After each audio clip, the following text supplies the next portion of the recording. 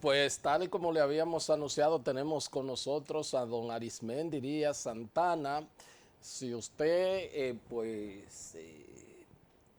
desde que usted piensa en la seguridad social que tenemos ahora y usted busca un rostro, entonces evidentemente usted asocia a la seguridad social a don Arismendi, porque ustedes saben que él fue el diseñador de toda esta estructura. Obviamente lo concibió y lo diseñó para que fuese un poco más eficiente, mejor, pero bueno, donde están tantos intereses, las cosas no siempre marchan como Dios manda. Él tiene una fundación sobre la seguridad social, fue el primer gerente general de del Consejo de la Seguridad Social, y le he invitado porque yo siempre leo unos artículos que él escribe, y me llamó poderosamente la atención algo que escribió sobre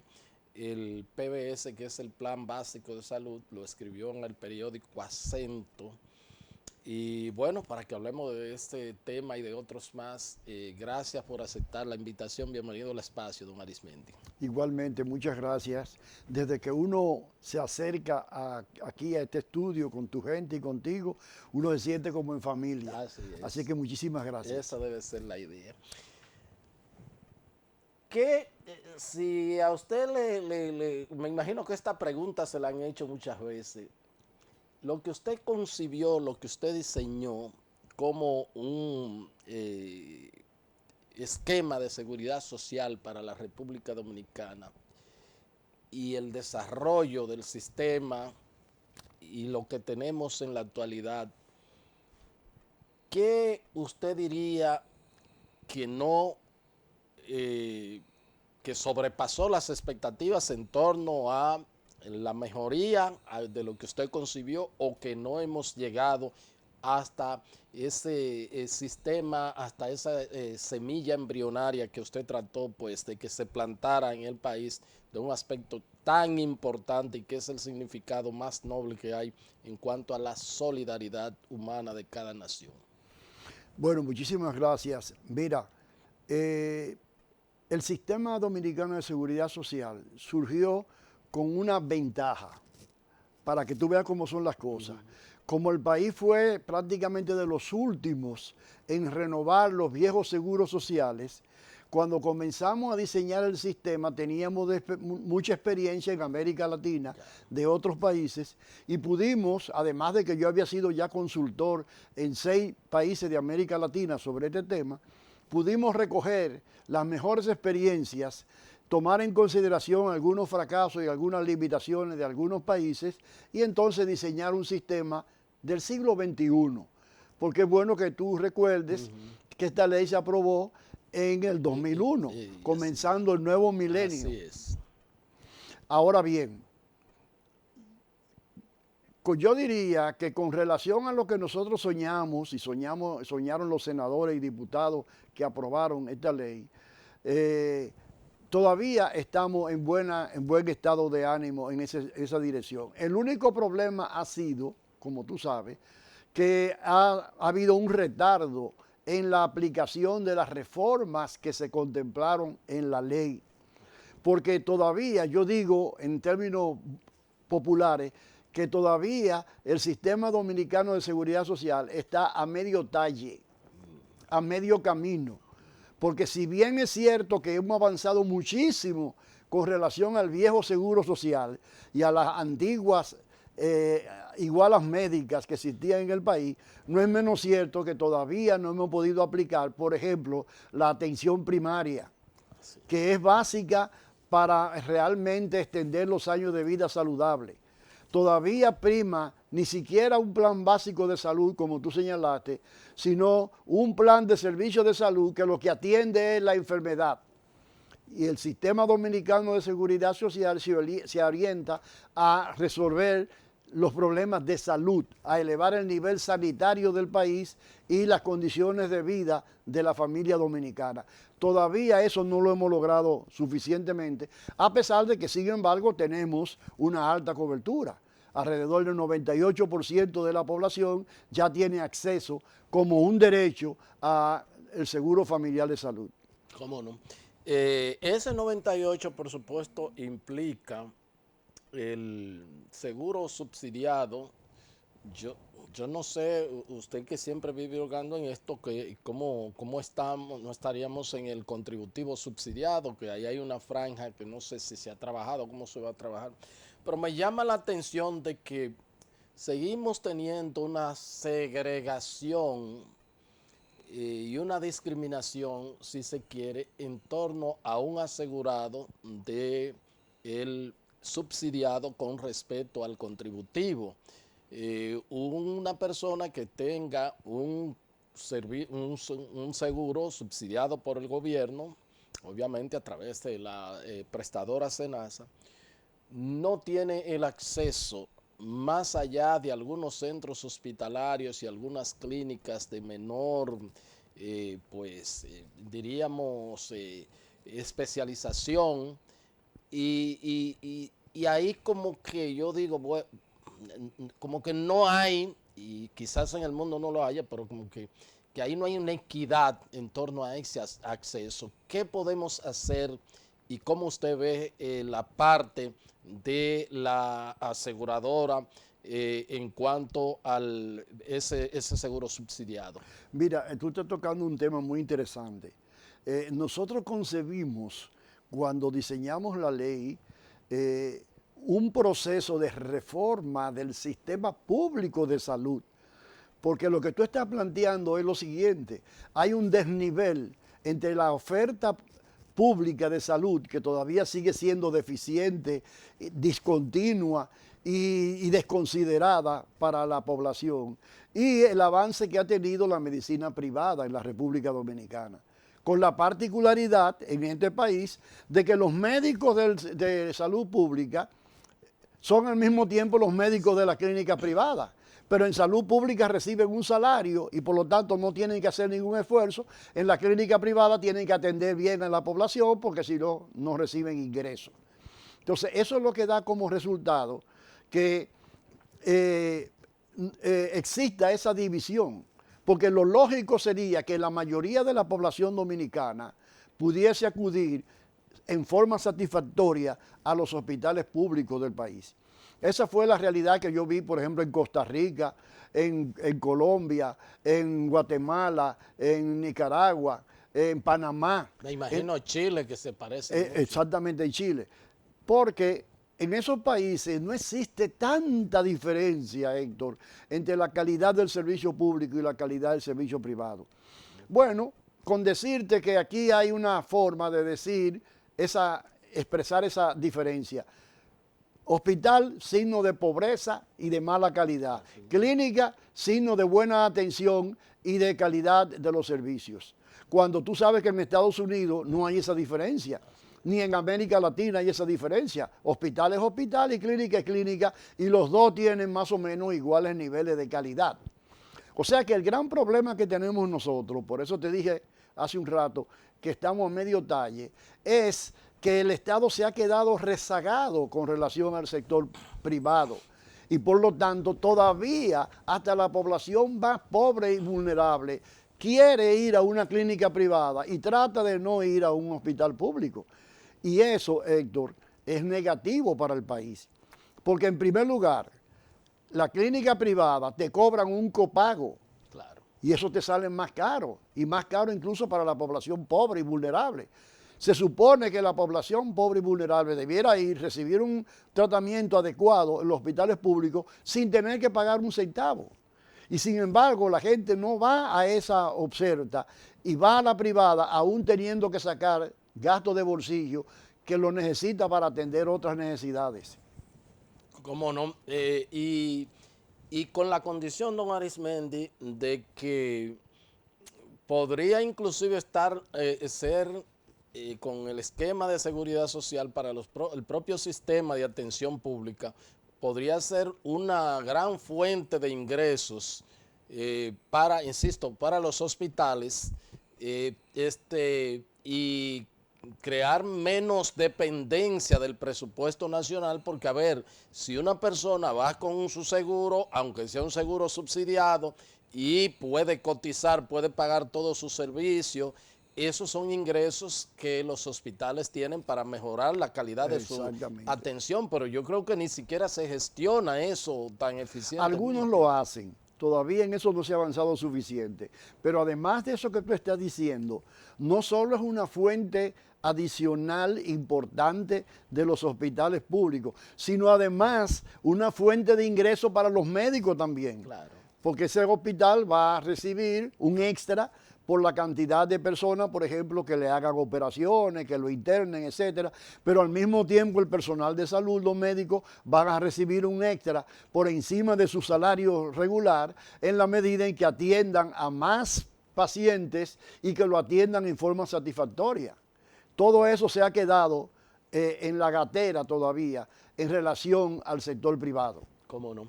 El tema de la atención primaria ha sido una falta de voluntad del Estado en su aplicación o es el conflicto, la lucha de intereses económica que ha impedido que tengamos una entrada que nos permita descongestionar los niveles más altos de atención y no ir directamente a veces a donde un especialista que quizás se puede resolver donde un médico de centro de atención. ¿Qué es lo que ha pasado ahí? Porque inclusive podría abaratar sensiblemente tanto el costo como el gasto de bolsillo para la gente que utilizamos el sistema de salud privado. ¿Por qué no avanzamos ahí? Bueno, eso no ha avanzado porque lo que decíamos hace un rato, aquí la medicina está altamente privatizada. Mira, yo conozco toda América Latina, di servicios en 6 países, pero conozco todos los demás países y tengo contacto con muchos consultores dominicanos y de otros países en América Latina. En ninguna parte de América Latina se dan estas dos cosas.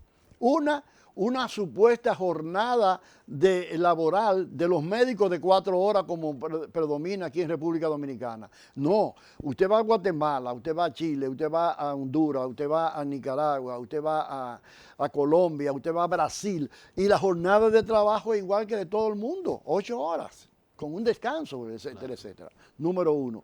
Y número 2, en ninguna parte, a mí no me lo creen cuando yo lo digo, los compañeros consultores internacionales, que a pesar de ser 4 horas, la gran mayoría de los médicos no va y si va durante la mitad del tiempo. Entonces, ¿cómo tú puedes concebir un servicio tan vital como la salud que, digamos que a esta hora, cerca de las 12 del mediodía, hace tiempo que se fueron los pocos médicos que van a los hospitales? No te olvides que hace 3 semanas más o menos, un director del hospital Limaldo Fajardo de Samaná dijo, y cito textualmente, nosotros tenemos en nómina 250 médicos y solo existen 125. Esos 125 médicos van forzados porque tienen que hacer el doble del trabajo por los otros que no existen. Entonces, estamos hablando de una situación que de alguna manera hay que resolverla. Ahora bien, cuando estamos hablando de la atención primaria, el problema es de negocio. Aquí la salud se ha convertido en un negocio y lamentablemente hay que decirlo, un negocio demasiado lucrativo, porque el Estado dominicano no ha sido capaz de contener ese proceso, no de manera dictatorial, sino ofertando servicios públicos de mejor calidad. Porque mientras más baja sea la educación en las escuelas públicas, más van a prosperar los colegios privados. Y viceversa. Y viceversa. Y entonces, mientras más deficientes son los hospitales públicos, mira, ahora mismo iban a hacer una huelga en el Moscoso Puello los propios médicos, porque las condiciones son infrahumanas, vamos a decir así, de trabajo. Pero no hace 1 año, 2 años que se invirtieron una cantidad de millones de pesos supuestamente modernizando y remozando ese hospital que es un símbolo del país, el Moscoso Puello. Entonces, esa inestabilidad hace que la gente vaya a otra parte. Ahora bien, esos grupos que están haciendo miles de millones de pesos con la salud, no quieren aplicar la atención primaria por lo mismo que tú dijiste, porque los servicios se van a hacer más económicos, porque la población no va a tener que pagar copago, ¿eh? Y nosotros decimos, sin embargo, que la atención primaria va a garantizar tres cosas. Una, va a reducir los copagos como tú señalaste. Dos, va a permitir incorporar otros servicios que la población solicita y que todavía no pueden ingresar por el problema de costo. Y tres, va a permitir pagarle mejor tarifa a los médicos especializados que se merecen ese tipo de tratamiento. Pero sin embargo, el Colegio Médico Dominicano está cerrado en esa posición y las autoridades no han sido lo suficientemente hábiles y consistentes como para vencer esa resistencia y cumplir con la ley. Ese mandato de la atención primaria ya tiene 20 años de ser aprobado mediante consenso nacional, convertido en una ley y todavía eso no se aplica. Cuando tú explicas eso en el contexto internacional, dices, ¿cómo? En un país donde se aprueba una ley y que después hay que hacer un consenso, una negociación para tratar de aplicarla. ¿Y qué país es ese? Me dicen a mí, eso da vergüenza. ¿Cómo no? Y bueno, uno a veces piensa, uno por supuesto apoya a los gremios, pero en igual que las críticas que yo le he hecho, que muchos le hemos hecho también al ADP, sucede a veces con el colegio médico, que son gremios para defender los intereses de sus afiliados, pero también en su rol de asesor del Estado en materia de salud tienen que mirar más allá de ver el tema de la salud de la población integral en sentido general. Y entonces a veces uno no ve como la frontera entre lo que me interesa de la colectividad o quizás lo que me favorece como gremio. Así mismo. En realidad tenemos la misma Asociación Médica Dominicana como un sindicato, como un gremio así de simple, ahora con un nombre más moderno y más rimbombante de Colegio Dominicano, Colegio Médico Dominicano.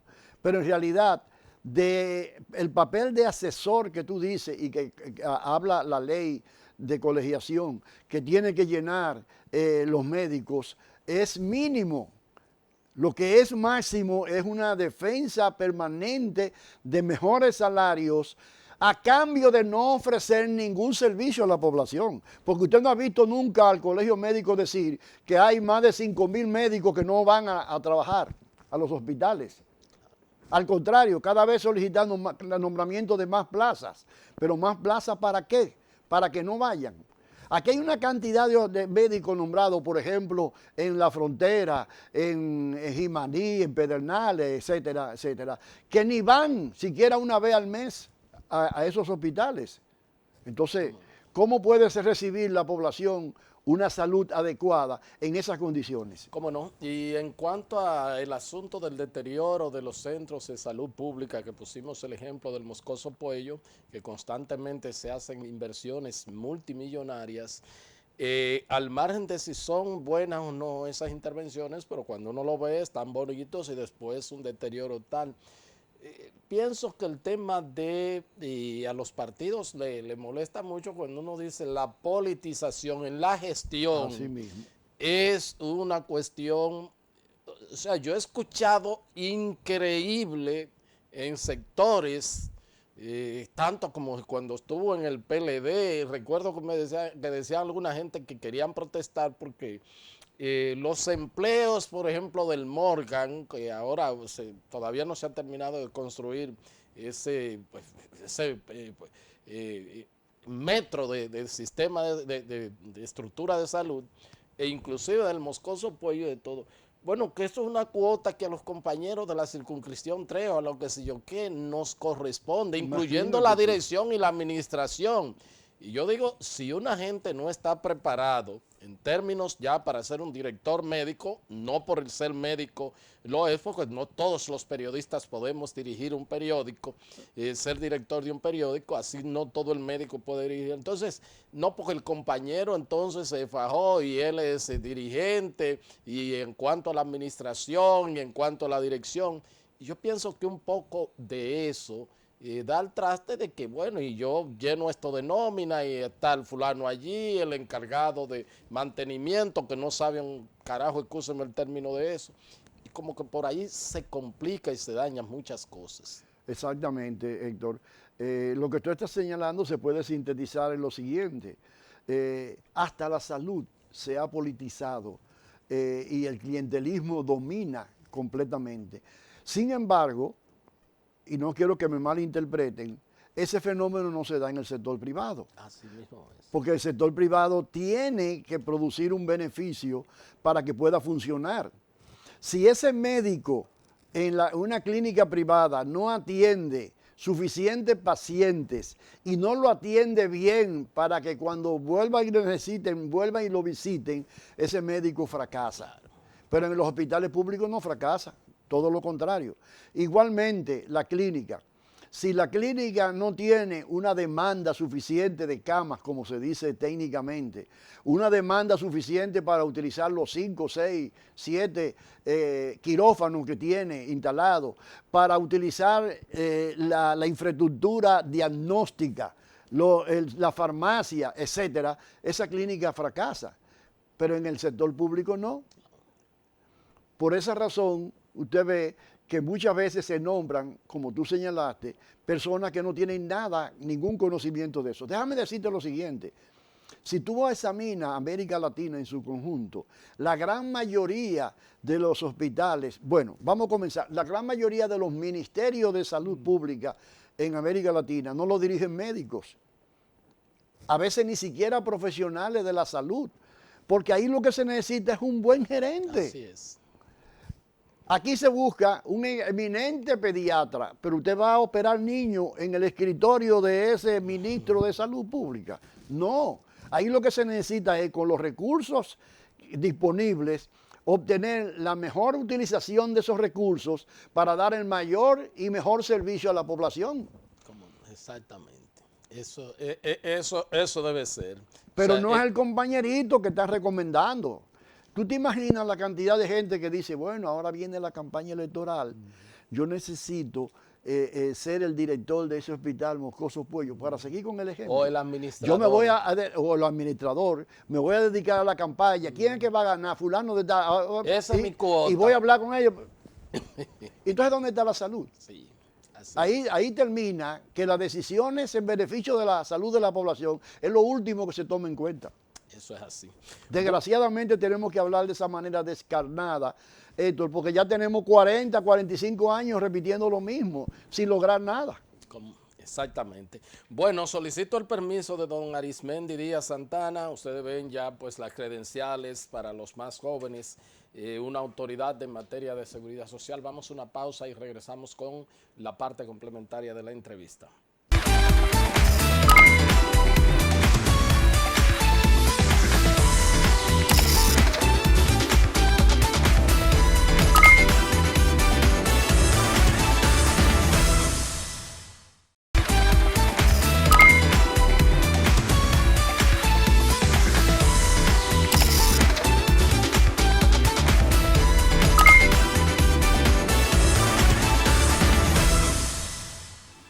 Continuamos con esta entrevista con don Arismendi Díaz Santana. Es un especialista y fue el diseñador de todo el sistema de seguridad social, obviamente con más, era para que tuviéramos el camino, si no completo llegando, no quedarnos a medios caminos, como se dice.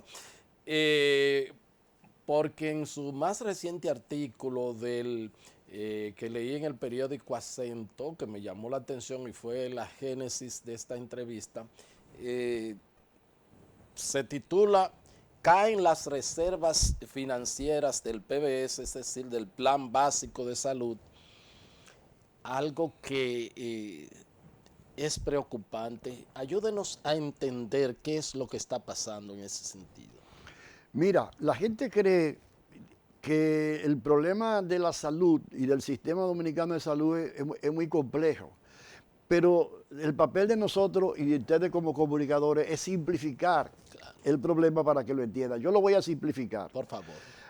Así como una familia tiene que cuidar el equilibrio financiero mensual, que si le entran, digamos, 100,000 pesos entre marido y mujer, gastar algo menos de eso, digamos, para ahorrar.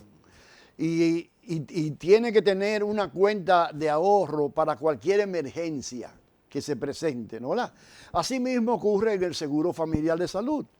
El Seguro Familiar de Salud tiene unos ingresos y tiene unos egresos y tiene una reserva para cualquier contingencia como el COVID. Mañana puede haber un problema, mañana puede venir un problema de infección general que acelere la enfermedad de la gente momentáneamente, entonces se cogen de esos recursos para atender esa emergencia. O sea que el Seguro Familiar de Salud funciona sobre la base de que lo que recibe gasta un poquito menos que lo que recibe para tener esa reserva. El problema es que ahora la cápita ha subido más que lo que está recibiendo el sistema. Y eso está generando que el ahorro que tenía guardado por ahí, ese colchón, se está reduciendo. ¿Y qué va a ocurrir si ese problema se mantiene? Lo que va a ocurrir entonces es que o habrá que pedirle a la gente que aporte más, o habrá que aumentar el gasto de bolsillo, o habrá que eliminar algunos servicios o reducir la calidad de la prestación. Entonces, eso quiere decir que es una voz de alarma que tenemos que tomar en cuenta. Y sobre todo, Héctor, porque esa situación que se está presentando, crítica y delicada, todavía no conduele, vamos a decirlo así, al Colegio Médico Dominicano, que sigue amenazando con seguir haciendo paro para reclamar una serie de aumentos que superan y sobrepasan, según el Superintendente de Salud y Riesgos Laborales, todas las expectativas y todas las posibilidades del sistema dominicano de seguridad social. Entonces, si tú me estás pidiendo a mí más de lo que yo puedo darte, tú lo que estás conspirando contra mí. Por esa razón es que nosotros como fundación dimos esa voz de alerta para que el país tenga en cuenta y sobre todo apelando a los buenos médicos que son la mayoría del país para que se den cuenta de que no se puede, como dice el refrán, apretar demasiado la tuerca. Ni se puede pretender que el país extienda los pies más allá de la sábana, porque algún problema va a venir. Y ese problema, ¿quién lo va a pagar? La población. Claro, claro.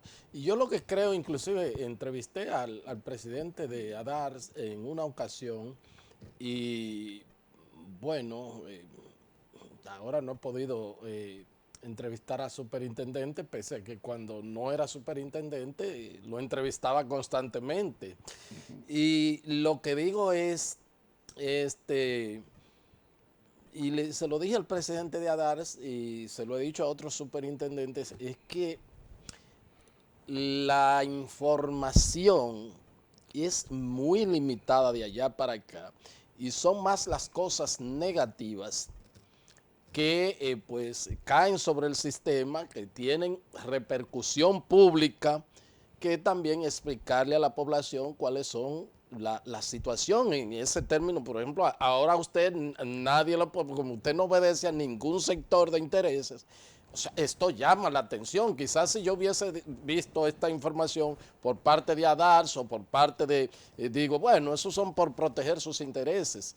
Entonces, creo como que hay una deficiencia en cuanto a, y para que los colegas que están dirigiendo departamentos de relaciones públicas y eso, pues eso es más allá, en cuanto a informarle y a comunicarle a la población realmente de cómo estamos, de qué es lo que hay, de por qué no hacemos esto, porque probablemente si tuviéramos, y volvemos atrás, el esquema de atención primaria, esas cosas no pudiesen llegar a estos niveles, a estos esquemas. Entonces, como que hace falta educar y concientizar a la población. Tú sabes que lo que pasa es que nosotros, incluyéndote a ti y a tu clase, los periodistas, incluyendo a mi hermano Juan Bolívar, a veces esperamos que el problema haga crisis para convertirlo en una gran noticia. Así es.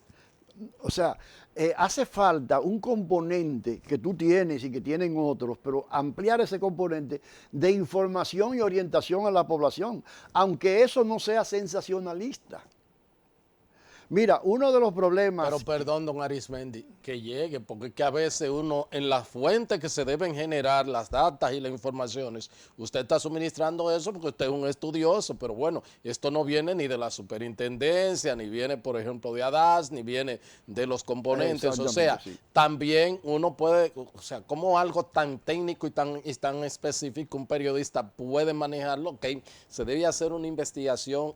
Aquí los periodistas casi en el día a día no tenemos ese tiempo para dedicárselo a una investigación de profundidad por el diarismo. Entonces también los responsables que conocen eso deben pues poner a facilidad, como lo ha hecho usted a través de ese artículo, pero somos pocos los que leemos artículos en ese sentido. Así es. Y entonces esa fuente primaria de información deben estar disponible y de manera sencilla para comunicarla, como lo ha hecho usted aquí, en tan pocos minutos, tan concreto, que ya yo entiendo perfectamente, aunque lo entendí en el tema del artículo. O sea, debe haber una ayuda, y no es que estoy defendiendo el trabajo de los periodistas, sino el hecho de que también la fuente informativa debe estar disponible de una manera constante y ellos tener los datos y hasta suministrarlo y decirle, ven acá, mira cómo está esto, esta es la realidad, y uno, por supuesto, lo convierte en noticia. Así es, mira, aquí hace falta profesionalizar hasta donde sea posible el periodismo en el campo de la seguridad social. Así es. Cuando yo era gerente general, le dimos varios talleres, tú recuerdas, a los periodistas claro. En ese sentido, y yo les decía a los periodistas, miren, la seguridad social llegó a República Dominicana como un concepto moderno para quedarse, de modo que el esfuerzo que ustedes hagan por conocer mejor, más allá, como dicen ustedes, de las noticias, y profundizar un poco en el tema, es una inversión que le va a permitir crecer como profesionales. Así es. Eso por un lado, y muchos periodistas lo han hecho, pero otros medios, como tú señalas, te van cambiando la gente, etcétera, hay mucha movilidad, y entonces no hay esa especialización que tú ves en otros países de América Latina y de Europa, donde hay gente que tiene años y años dedicados a estudiar profundamente y son expertos periodistas, porque estudian tanto esos problemas, se dedican tanto, son tan especialistas y aman tanto esos temas que lo dominan igual que cualquier profesional de cualquier especialidad. ¿Me explico? Creo que sería una buena oportunidad para que el Colegio de Periodistas le saque el jugo a usted otra vez con varios seminarios que se preparen para uno pues irse actualizando sobre eso. Déjame decirte lo siguiente, me alegro muchísimo que tú plantees eso, porque nosotros acabamos de recibir la mala noticia de que no hemos sido incluidos como fundación, a pesar del trabajo que estamos haciendo, en el presupuesto del 2024, ni tampoco ninguno. Nosotros no hemos recibido ningún aporte en ese sentido, salvo uno que nos dio el presidente de la República, Luis Abinader. Él, a través de una carta y una solicitud y una ponderación que nosotros le hicimos, donó $1 millón de pesos que estamos gastando, ya tú sabes, hasta el último centavo. Exactamente. Pero una de las propuestas que nosotros como fundación le hicimos al sistema de ONGs, del financiamiento del subsidio para las ONG, era precisamente varios talleres con los periodistas de los diferentes medios.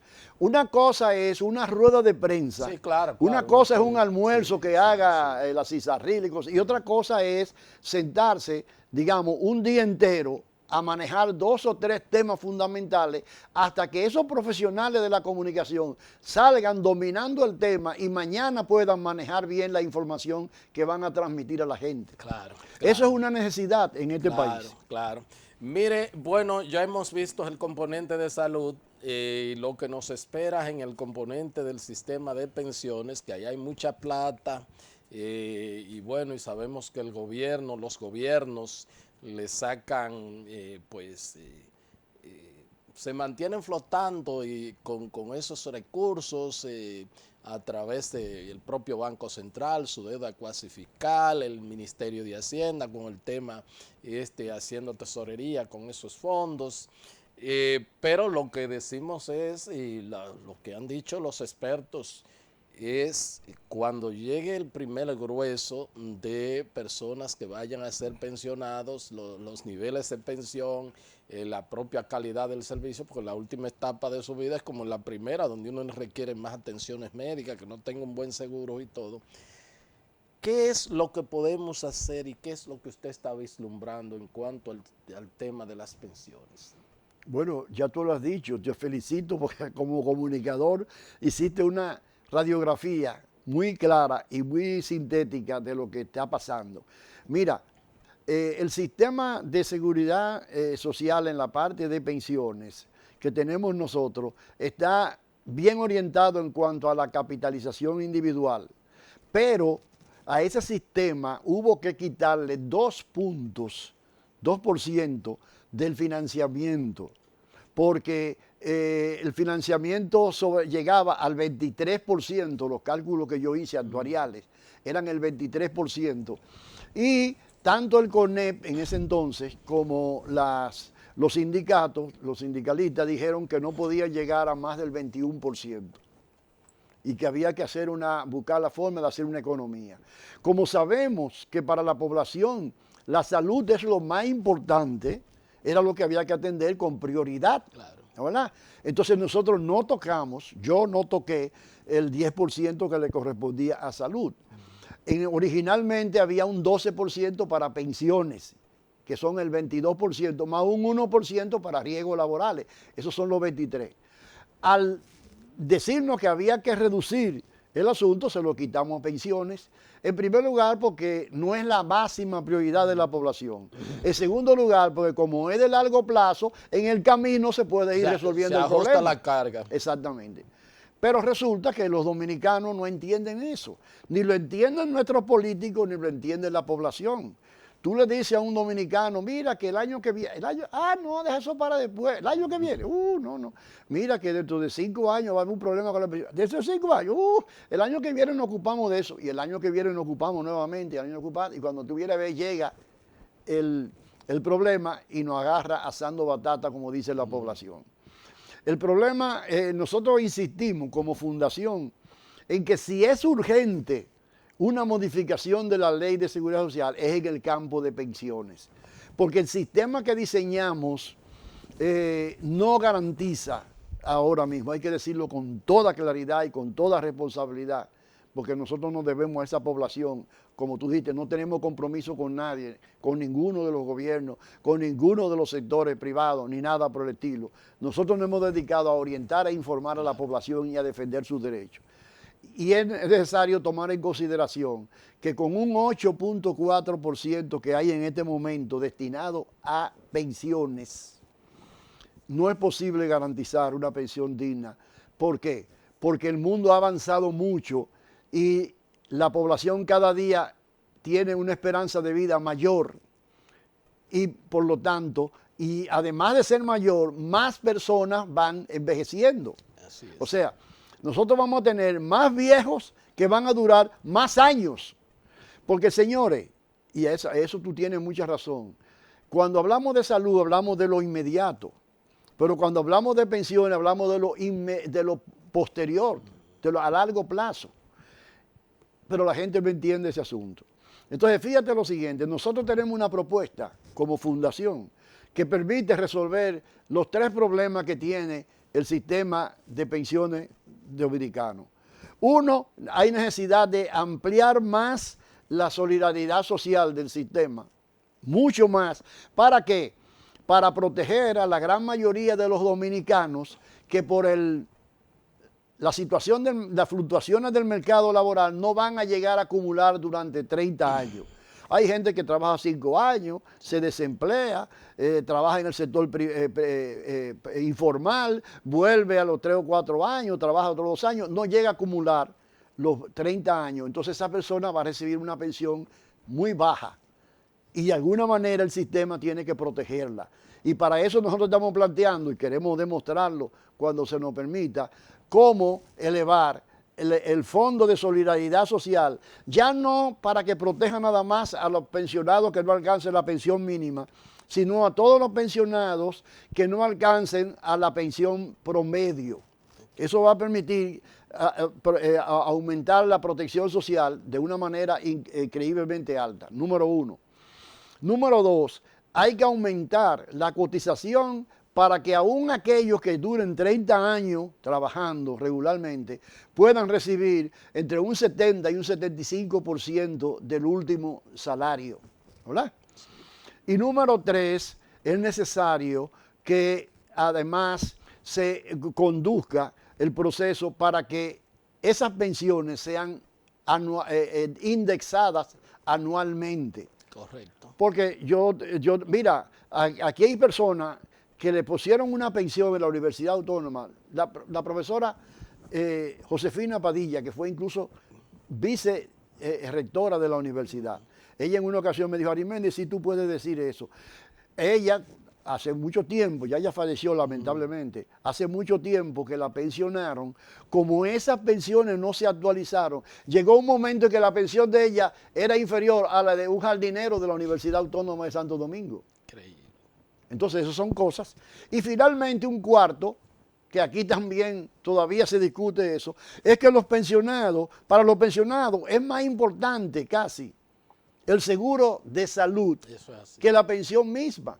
Porque en esa edad es la edad de mayor riesgo de tener un problema de un tratamiento catastrófico, hay que hacerse chequeo más. Yo mismo acabo de venir hoy de hacerme un chequeo, que no es lo mismo un muchacho de 20, 25 años que puede darse el lujo, entre comillas, de durar 3, 4 y 5 años sin ir al médico. Yo me lo acabo de hacer la semana pasada también. Exactamente. Entonces, esas son las cosas que hay que enfrentar.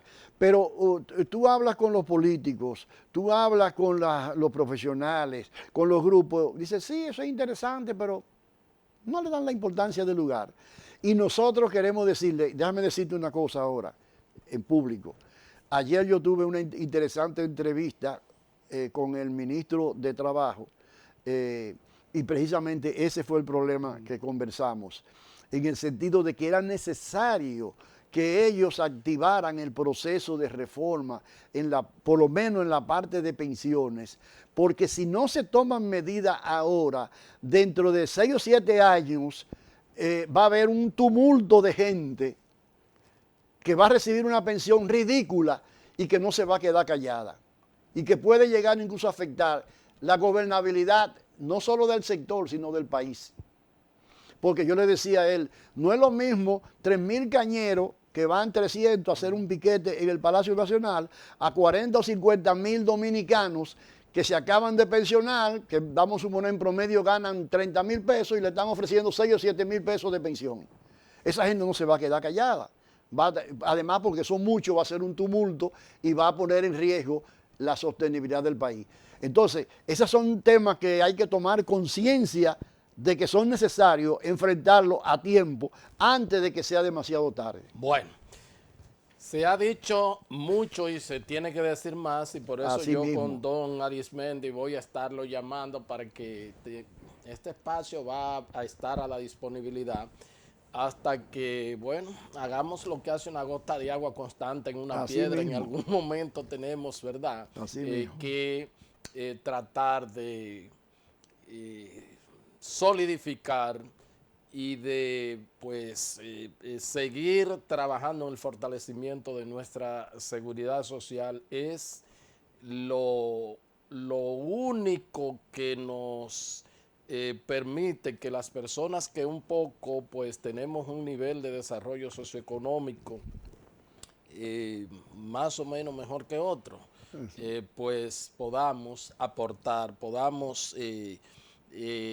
sacar un poco, quizás no nos sobre, pero sacar un poco más para aquellos desheredados de la fortuna. Es la parte más bella de la solidaridad humana y eso tenemos que protegerlo todos, inclusive si es un cliché despolitizarlo, hacer matriz de opinión en contra de eso y todo el mundo poner las cartas sobre la mesa también, porque tampoco es para que nadie, en un sistema de seguridad social, tampoco es para que nadie se bañe en dinero, ¿me entiendes? Y a costa, sí, de la orfandad de los demás. de la orfandad de los demás. O sea, Así todos tenemos que jugar con las cartas limpias sobre la mesa mismo.